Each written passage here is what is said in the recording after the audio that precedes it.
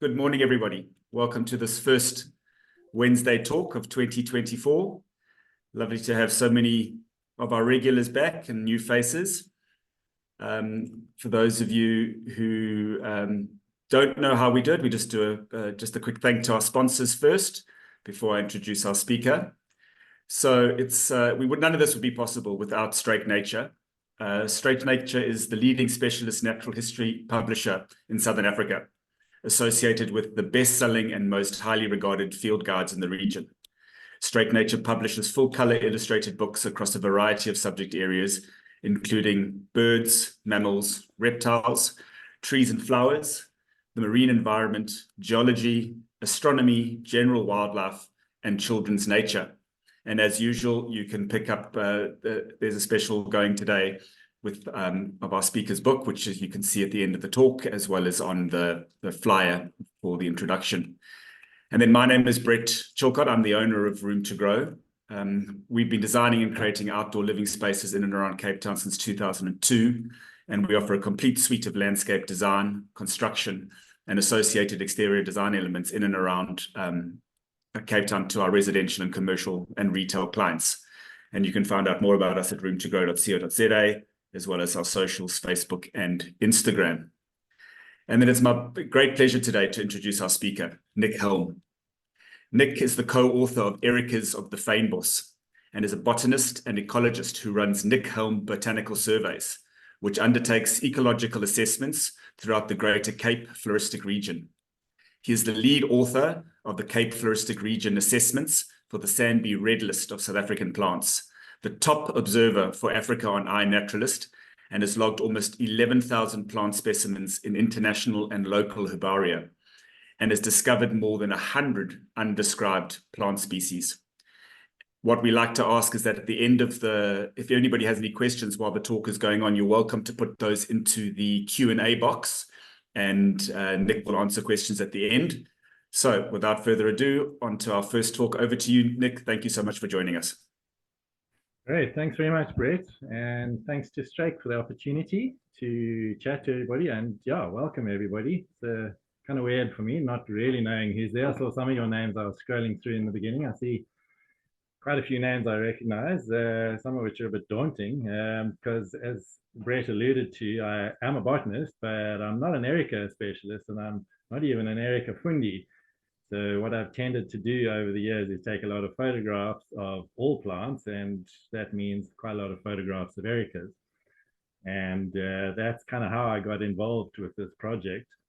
John Manning, who I must say is not just a co-author, he's the primary author of this book, phoned me up and said, help, Nick, how do I choose what Ericas to put into this book? So I suggested a strategy for him and then sourced most of the pictures for him.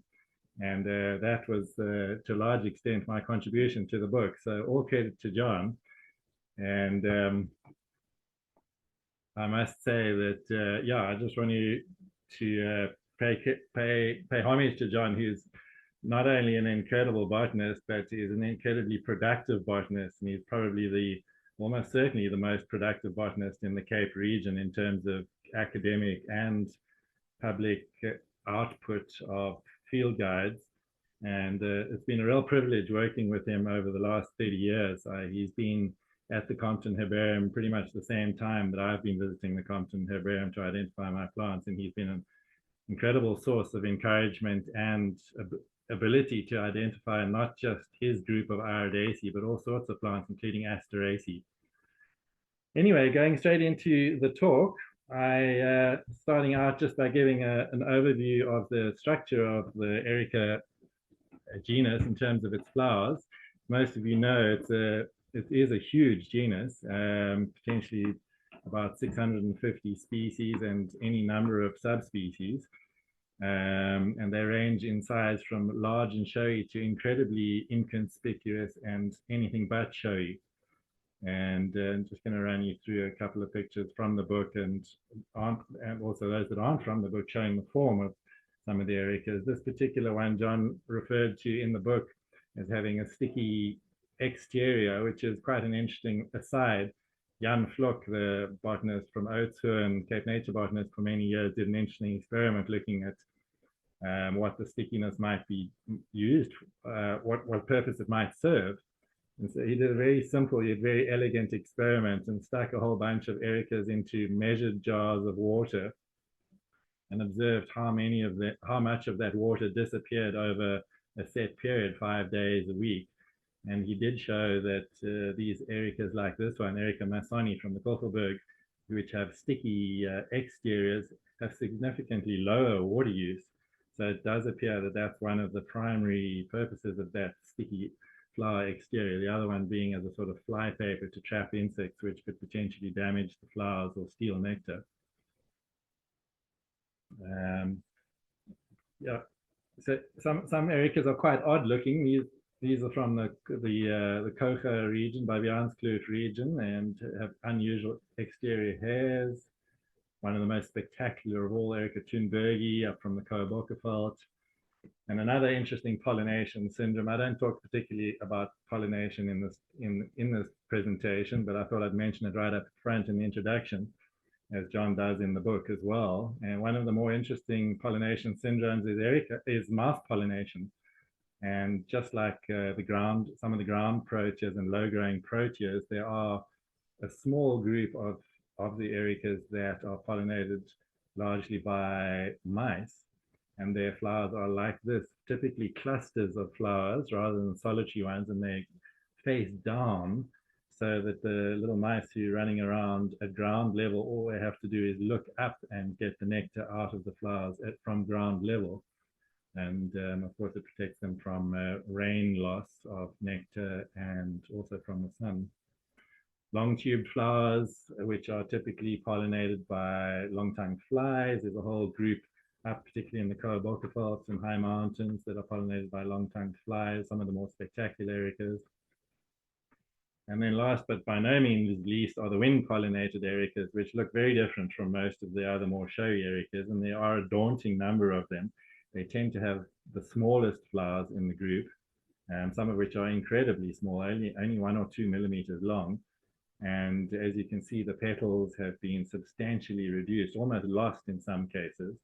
And the actual stigma is the largest part of the flower, which sticks out into the wind to pick up the pollen that flies around. And not coincidentally, these ericas produce huge amounts of pollen. And often the first time that you actually notice that you've been walking through fields of ericas is when these clouds of pollen erupt from the bushes that you're walking through, and then you actually look down and you see, oh my word, that's actually an erica that's throwing up all this pollen. And yeah, it's obviously a good strategy in the Fynbos because a lot of plants do it. So things like Clifortia as well, for example, some of them have shifted to wind pollination. And clearly you don't need to spend so many resources on producing expensive flowers. You just got to produce a lot of pollen and a fat stigma. Yeah, and then moving on to the global distribution of the Erica family and Erica itself. This is just a map that I pulled off iNaturalist, which, as noted in the introduction, I do use extensively. So it's by no means perfectly scientifically accurate in terms of all those observation dots, but it does give you a good idea of where the family Ericaceae has been observed, at least in terms of observations on iNaturalist. So as a family, it's a pretty big family, 2,100 species or so around the world. And as you can see, most of the northern hemisphere has them, and large chunks of the southern hemisphere as well.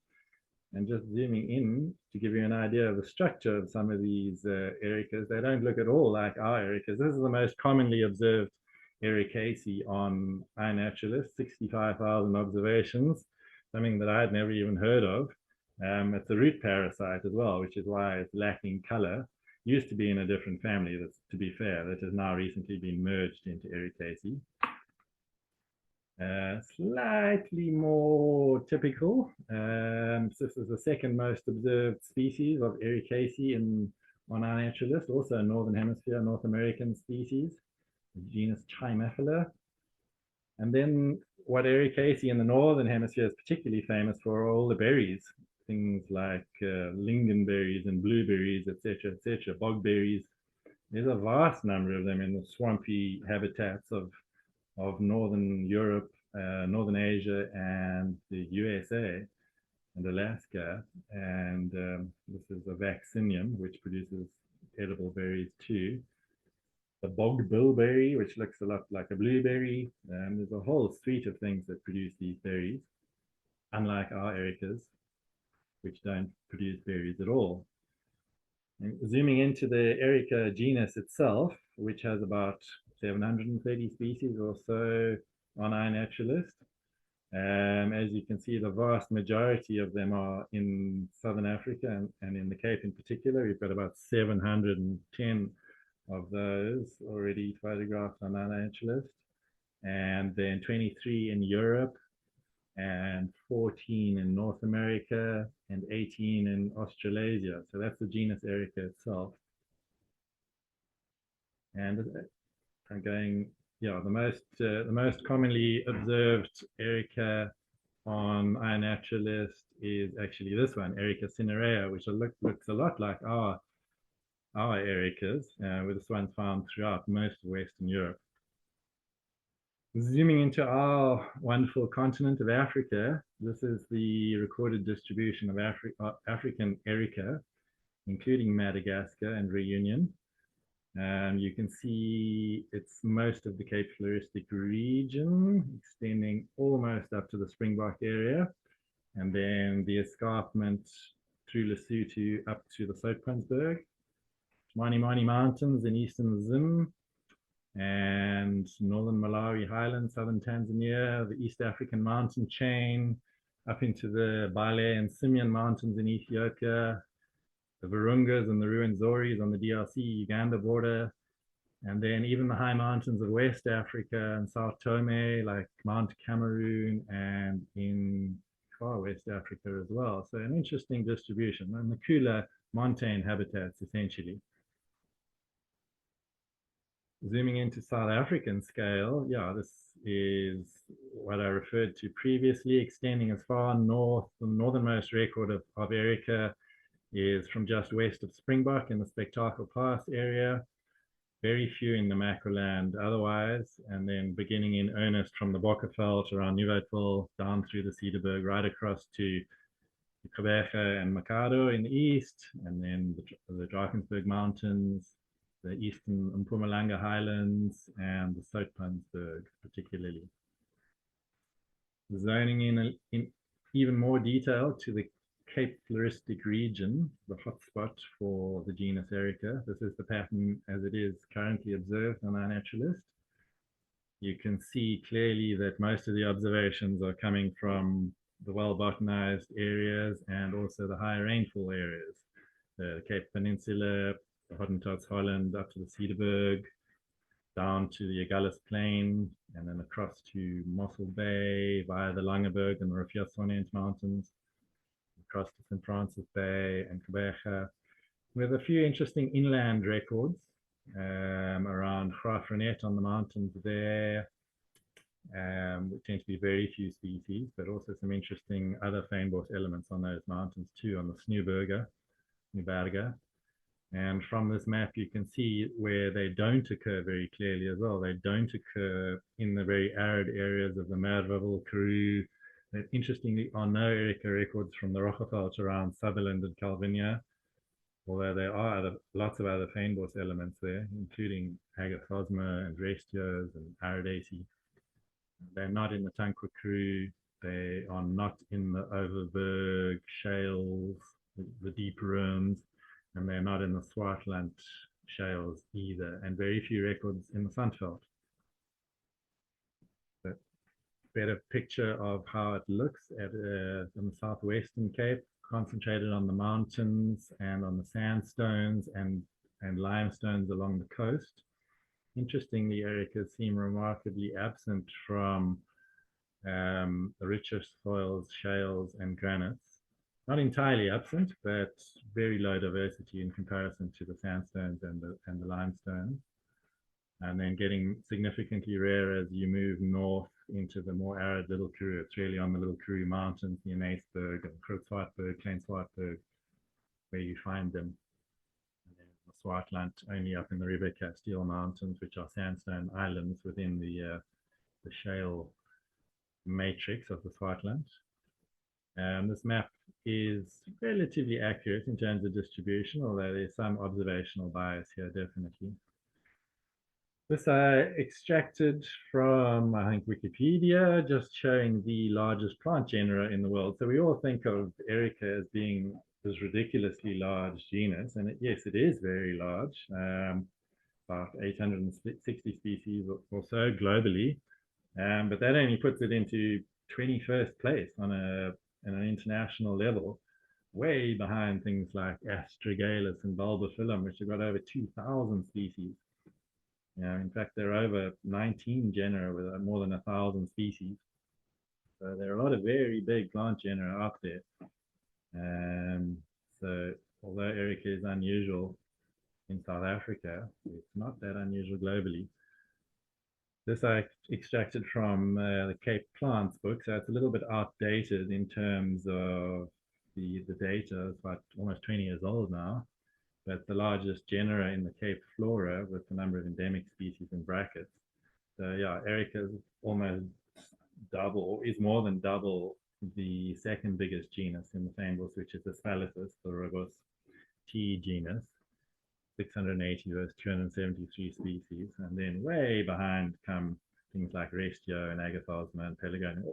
A lot of these genera have got many more species now, as I mentioned, having been described, many new species described that have just been discovered, and also from various taxonomic reshuffling. Many of the groups have got more than 100 species now. Gythorhiza, for example, in this book was only 94 species, but it's now well over 100. And Agathosma's got at least 35 undescribed species, so it should be closer to 200 as a genus. Nevertheless, the trend is clear that Erica is very much bigger than all the other genera in the Cape flora. Just a quick summary in terms of why it might be so rich. There are various ideas out there. Many of them are rather speculative, of course, and very difficult to prove, but based on fairly accepted ecological thinking. So the evidence shows that Erica as a genus and family has been around for around 15 million years, which is a phenomenally long time. But most of the massive speciation in the genus has been in the last 2 to 3 million years. And in terms of why it should be so big in the Cape is that we haven't been massively impacted by glaciation. So in some ways we're a Pleistocene refuge in that respect. So we haven't lost a lot of our species that have developed over the last 2 to 3 million years, as have so many of the glaciated places. They've lost virtually all their flora, and what there is there now has had to move in subsequent to glaciation. And of course, during that last 5 million years or so, we've had massive topographic uplift in the form of new mountain building, and that's led to a phenomenal number of niches opening up, which has been combined with extreme rainfall and moisture gradients. For example, the high mountains in the Cape, Hottentots, Holland, get close to 3,500 millimeters of rain in a good year, yet only 20 to 30 kilometers away, that's down to about 300 or 400 millimeters. So phenomenal gradients. And Ericas can exploit those gradients to a very large extent. And that's combined with soil ecotones as well. So you've got shales and granites and sandstones and limestones. And those ecotones where those soil types meet are often very rich in species. And something that I've been very aware of over the years is how fire dynamics and fire mosaics lead to different felt ages and community interactions, often in very close proximity. So this means you can have 20-year-old felt right next to 2 or 3-year-old felt, and those plant communities are largely 80–90% different in terms of what you see in there. So that obviously leads to all sorts of different ecological interactions, both from a faunal and botanical perspective, and that clearly drives the evolution as well. So fire mosaics, I think, are very important. And then obviously the different pollinators that I alluded to have driven different flower types, mice, long-tongued flies, wind, generalist insects, moths as well, and birds. And yeah, just one observation is, as I noted, that higher rainfall areas typically have notably more Erica species than the low rainfall areas. just to give you an example of some of the hotspots, the Erica hotspots moving north, or from the north down to the south. This is typical Cederberg scenery. Lots of rocky fire refuges interspersed with sandy plains that get very dry in summer but are seasonally wet, dominated by Restianaceae, but also with quite a few interesting Ericas in there. And moving down to the well-known Kogelberg and Hottentots Holland hotspots, very high rainfall area. This is Kogelberg looking towards Table Mountain and the peninsula. Very high diversity of most of the core Fynbos genera and families. A lot of local endemics, including spectacular Imetes hottentoticus, which is really a very special species.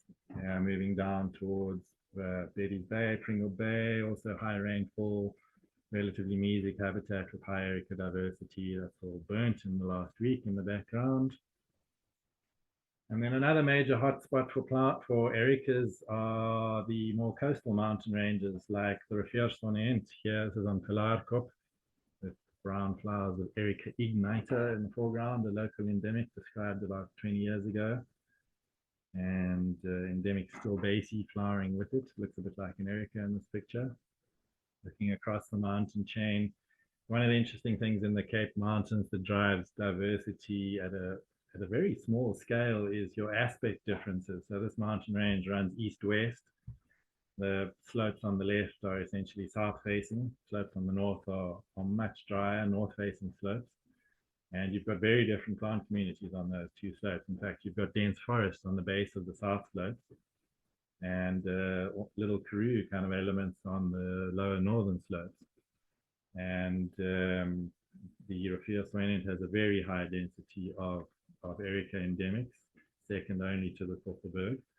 And that includes many new species, actually. And then, of course, the Langeberg is another very mesic mountain range, which extends all the way from Worcester right through to Outeniquas and Garcias Pass area. This is my friend and fellow Ericophile Ross Turner up in Lurefierberg. And I just wanted to pay tribute to Ross as well. It's blurry pictures taken in the low light on top of the mountains above Statains Cliff. That's Ross preparing dinner with my supervisor from Honours here, Peter Linder, who, although now retired, is still an active botanist and can outwalk pretty much anybody half his age. He's now working on Phylica, having virtually finished his work on Restianaceae. So he's a real inspiration in the Cape taxonomic scene. And yeah, Ross for many years was my Erica walking partner, and I always used to identify Ericas for me, which is part of the reason why I never bothered to learn Erica identification. And there's Ross and Chris Behrens up in the Worcester Mountains.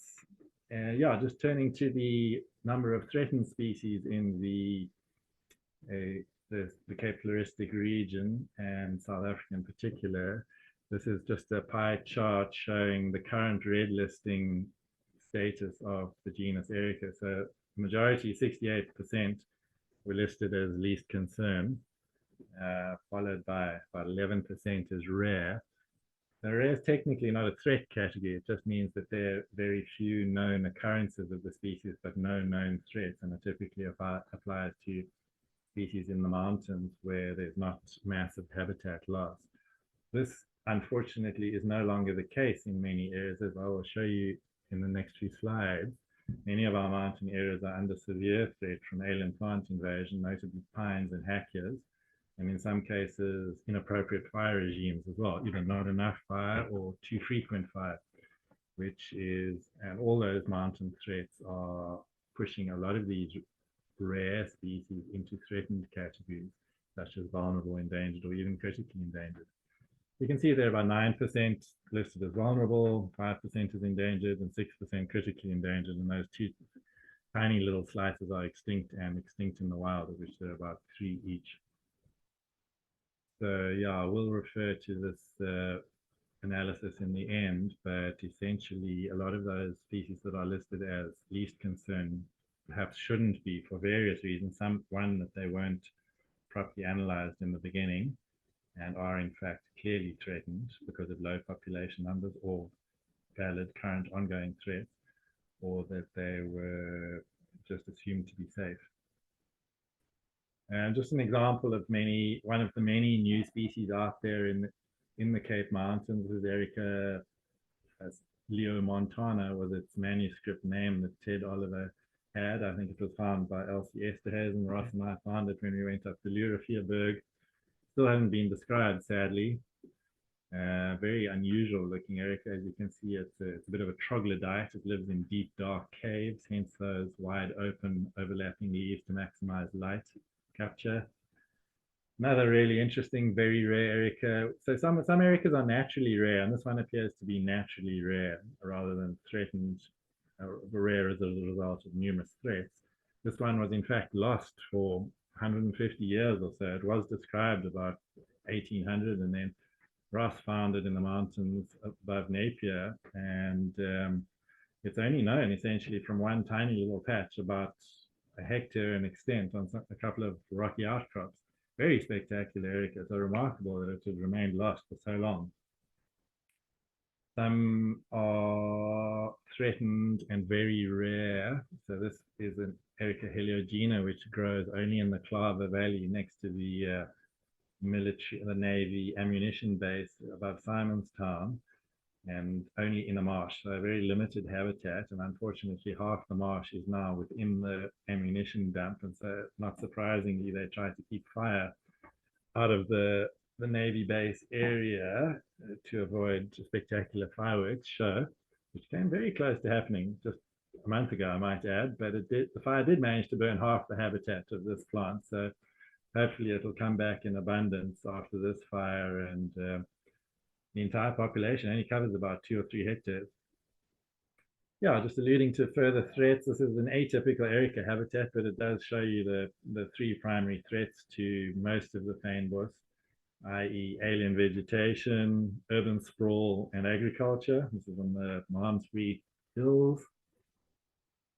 I mentioned pines and invasive vegetation being a huge problem in the Cape Mountains. This is on the Riviersfontein above Greyton, where pines have been running rampant for a very long time and are a significant threat to well over 100 endemic species on the Riviersfontein Mountains. However, some people, like the Wild Restoration Project, are doing incredible work up there now with heli hacks. This was in June last year.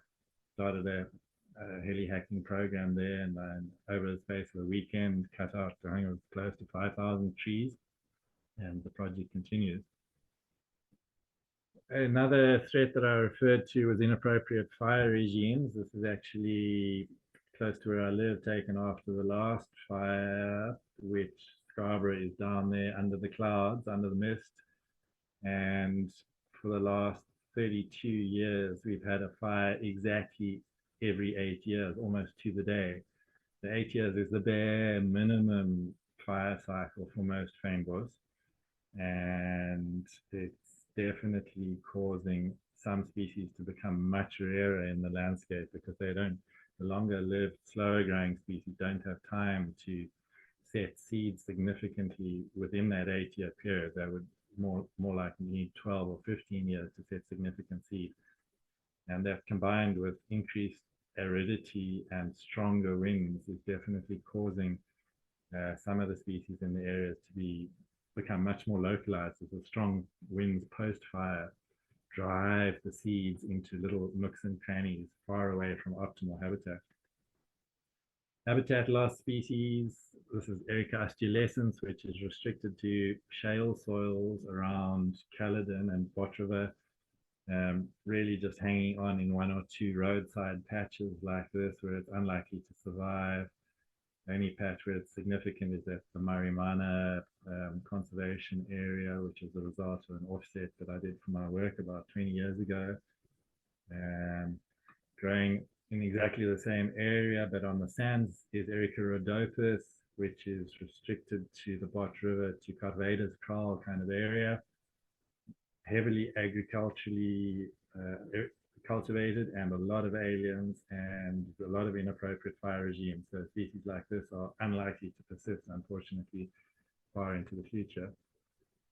Just a plate from the book, Erica jasminiflora on the left, one of the best known rarities in the Cape, also restricted to ecotones, interestingly, on the shale sandstone ecotone, beautiful long flowers, long tubed flowers. Some large new populations have been discovered in the last few years, which is great, and the landowners are very aware of the plants on their lands and taking good care of them.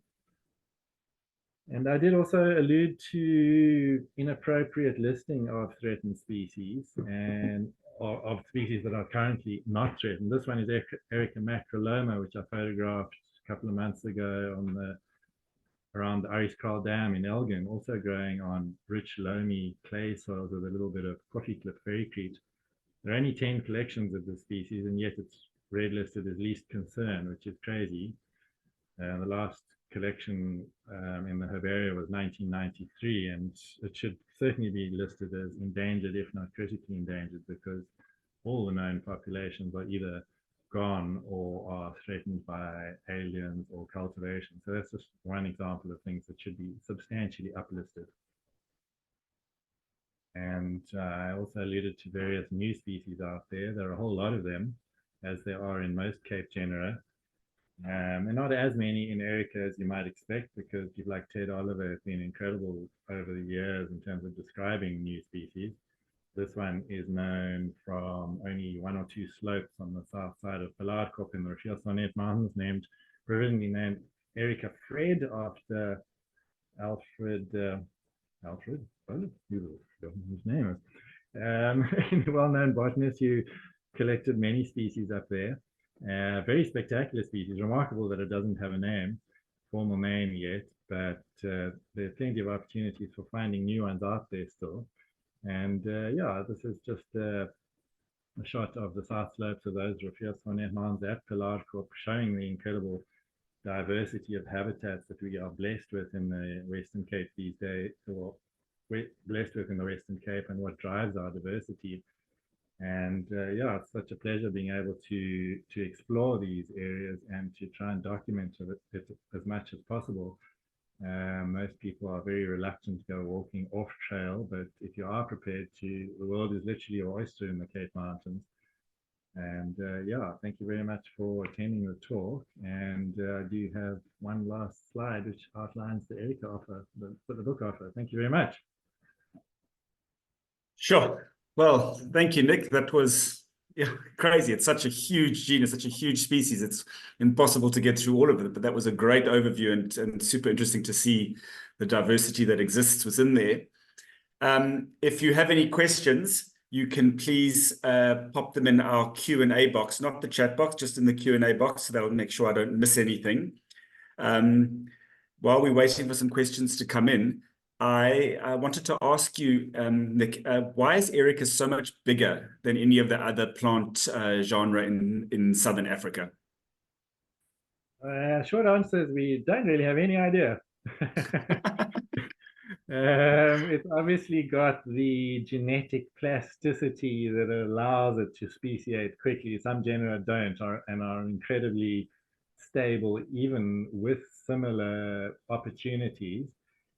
Possibly a whole gamut of those factors that I did mention have allowed it to radiate.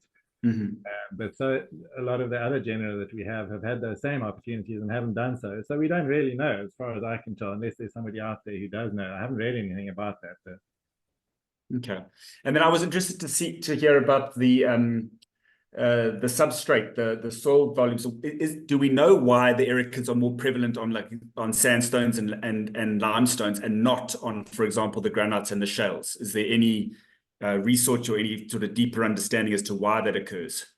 Yeah, so I'm not a plant physiologist, and I'm sure they could answer that much better than I can. But obviously, shales and granites are richer soils, have much higher nutrient status than the sandstones and the limestones.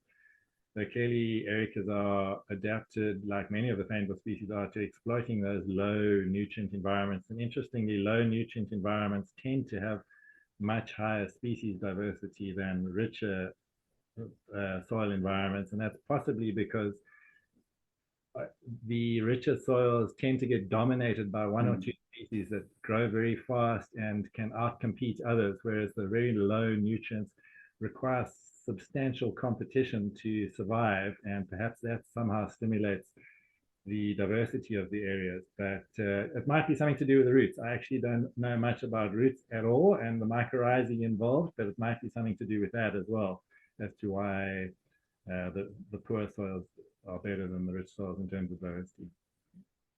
Right. David Marez asked here, what traditional or medicinal applications are known for the Ericaceae?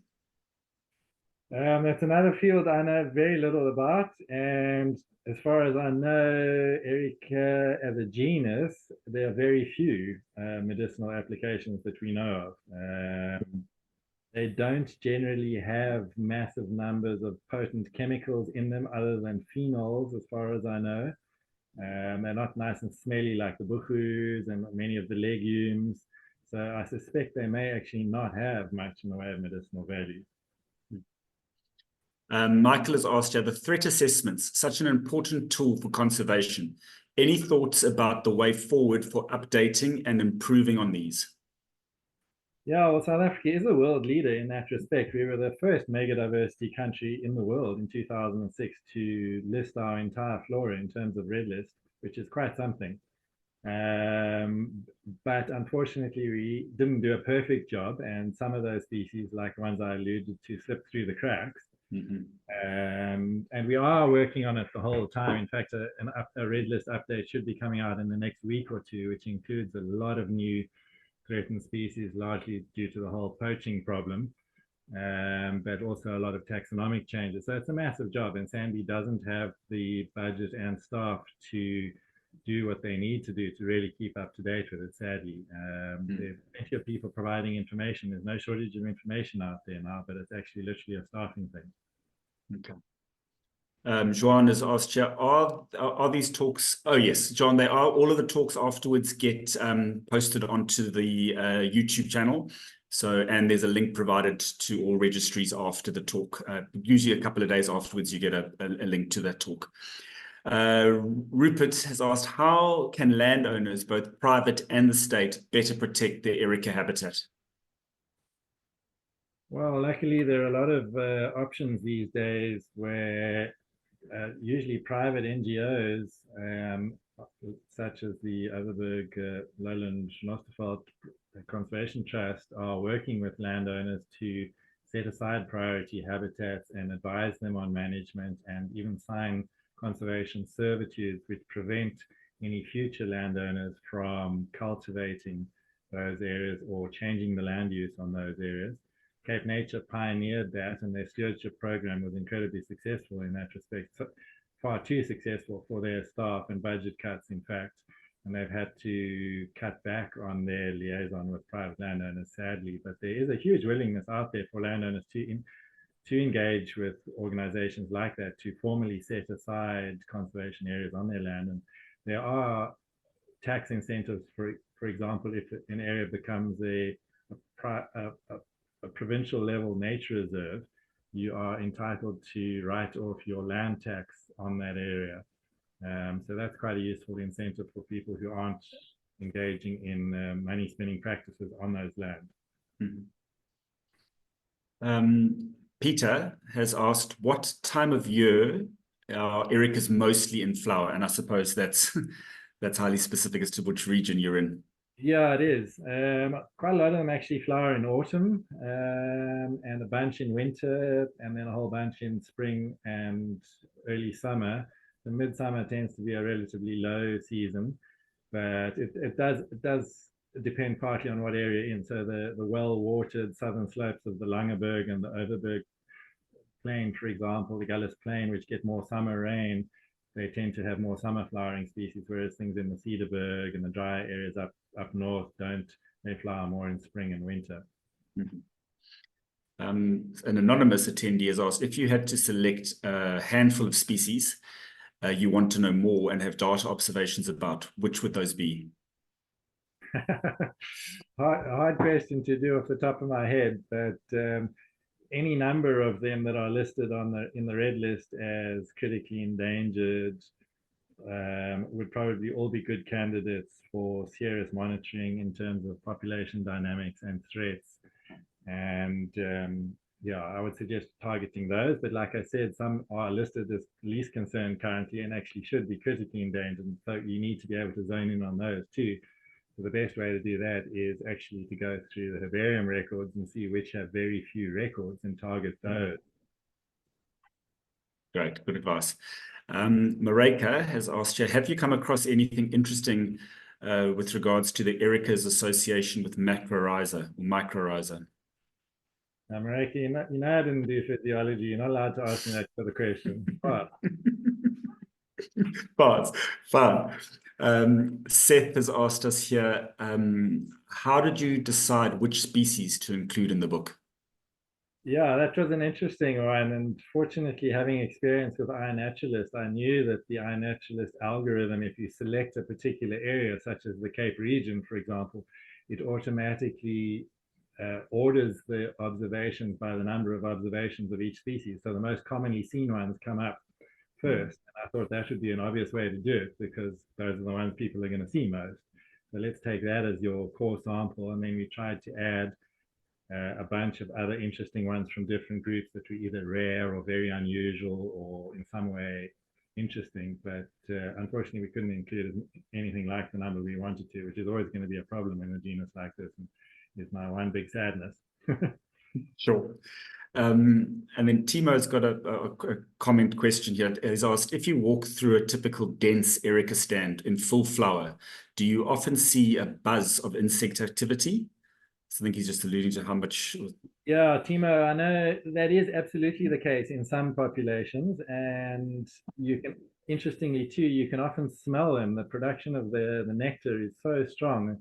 There are parts of some mountains that I actually know when I'm approaching a stand of ericas because you can smell them in flower from 100, 120 meters away sometimes if the wind direction is right. And obviously those are full of insects at the time. When you get there, you do see that, absolutely. As long as they're not wind pollinated, in which case there's probably no insects there.